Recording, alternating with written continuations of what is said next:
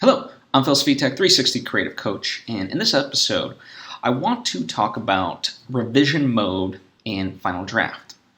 Now, before I get into the ins and outs of everything, I wanted to tell you, why you would use this. So, when a script is good to go into production, right, it becomes a shooting script, right, and it then gets locked. And, based on that, everyone needs to be able to refer to the script and see what changes there are, so that way they can essentially know, how to readjust. So you start with the shooting script, and then afterwards, each revision, right, each major revision gets designated a new color. So it starts with the first revision is the blue draft. And the reason why this is even a thing is because the idea is that you print out the script on different color paper. So that way everyone can say, today we're working on the blue script, and if you're holding a script that's on white paper, then you've got the wrong script that you're working off of. So that's kind of the basis for it, right? In order to make production smooth and all that. So I'm going to walk you through how revision mode works in Final Draft now. So here's a script that I have. It's a ridiculous script about Neo and Trinity running into each other and talking about the trailer and so forth. Like, it's just ridiculous. It's just basically a fan fiction, if you will, that I wrote because at the time of this recording, the Matrix 4 trailer hasn't yet dropped, even though people saw it at CinemaCon, and I just love it, right? So it's just words, right? It doesn't spoil anything or whatsoever, right? But it's about 3 pages, and you'll see why I did that in a moment. And it's got a couple of different scenes. So one of the first things that, when you lock a script that you'll do is you'll assign it scene numbers. So I go into everything that we're really working with is under the tab of production. So I go into scene numbers, and here I'm just going to keep everything the same, and it's pretty much good to go, right? So starting with scene number 1, and I'm going to click OK. So now it has assigned scene numbers to, so this is my first scene, right? So this becomes 1, the second scene becomes 2, the third scene becomes 3, and so forth. Now that might seem obvious, but you'll see why that can kind of alter and why that's important. So anyway, we have our scene numbers. We're good there. Then we're going to go and click revision mode. Okay, so that means now we're in revision mode. Anything that I change will be tracked. But of course, we want to define those parameters, so I'll show you that in a moment as well. The other thing that we want to do, usually you would want to lock pages. So as I said, this is 3 pages, and that's why. So I'm going to lock pages, and boom, now they are locked. And again, you'll kind of see how this all kind of comes together, but right now I'm essentially prepping it to be able to make the revisions, right? So the last thing to do is to select revisions. And here we have the various options for each thing. So right now, the active revision set is the blue revision, and the thing about it is that you actually have to label the month, day, and year yourself. So at the time of this recording, it's 8/31/21, right? So I typed that in manually into the edit revision label set. Now you can change the revision mark here. The standard is this, the little star. So I'll keep that the same. Revision page color, I'll keep it at blue. Now, if you want to change the text color, you can go ahead and do that if you want. Since it's the blue draft, I'll just make it blue. Why not? You can also, though, underline the word. You can dot it, underline, strike out, bold it, whatever you want, right? So I'm going to just click OK on these and say boom.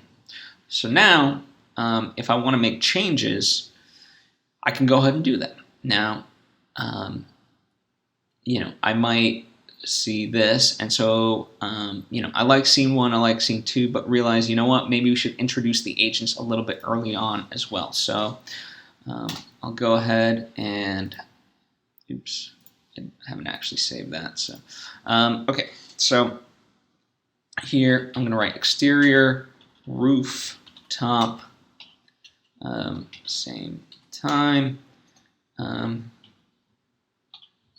agents look down upon the street observing what's happening, right? So I've added that in. So now we know there's a setup of agents, right? And let's say, you know, part of it I want to, and you know, later on there's Morpheus and things like that. So let's say I want to kind of introduce him here. Interior apartment building, same time. Foot, call him mysterious. Footsteps approach the exit. Boom, right? And then just to close this out, exterior street moments later, right? We'll do that. So now what you can kind of see is that the revisions that I've made, they all appear in blue, so they're very easy to spot. They have these asterisks next to them, so that way people can see it very simply. And the other thing, because I added this little quick scene of the rooftop, you know, agents converging and so forth and seeing down below, it pushed this line of dialogue down. But rather than, you know, push everything back, it just formed a new page. So the first page is page 1, and then this spillover became page 1A, and you know, kind of so on and so forth, right? So that way it just kind of keeps the same page count overall, you know. It doesn't change things in terms of like, oh, you know, the scene that we were talking about was originally on page 93. Now where is it at? It's like, no, there were some revisions and, you know, got a little bit lengthier, but, you know, all the same stuff that you remembered from overall on page 93 that would be, right? That's the idea. So it just keeps things more consistent in that way. Now, as you can see, we have scene numbers for everything except for the 2 scenes that we added. And so what I'm going to do for that is I'm going to click scene numbers and just make sure that keep existing numbers is selected, and I'm going to click OK. And now what you can see is the scene that I spliced into the middle of the first page, that rooftop scene with the agents, now became 2A. That way it doesn't ruin the flow. You know, people that like production design and cinematographers and so forth, you know, they were planning out everything. And so in that sense, those remain the same. It doesn't mess them up. All of a sudden, you know, scene 3 isn't all of a sudden scene 4 just because things got pushed back. No, it still remains scene 3. It's just that now there's a newer scene, so now it becomes scene 2A. And because we added a bunch of new scenes, they just kind of you know, become 5 and 6 in that way, right? So it just kind of carries on. So let's say I'm ready for the next draft, right? This is the blue draft. We're good. So then I can go into revisions and click active revision set, and I'll click the next one. So boom, now we're on the pink revision, and let's say this is, you know, then tomorrow, so September 1st of 2021, and I'll make all the text pink just because, right? Now, the thing of this is once you do this, all the other changes that I had, they become part of, you know, just those track changes no longer apply because they're like, okay, boom, you know, they're already in there. So the asterisks and all that stuff will go away. So when I click OK, now they're already just part of it, right? So let's say for this one, you know, I really don't want I was like, it would have been cool to have the mysterious footsteps to signal that Morpheus is approaching, but it really breaks things up. So I was like, you know what, let's not do that. And I want to omit the scene. So I click it, and in production, I'll hit omit scene. And then boom, it'll just say omitted. So there was a scene once there, and it's gone. And then let's just say I want to make the agent a little bit harsher during this dialogue with Neo. I put only stupid humans. Boom. And now we've got that, right? So, and then this is basically the nuts and bolts of it. You kind of carry this on, until everything is filmed, essentially, really.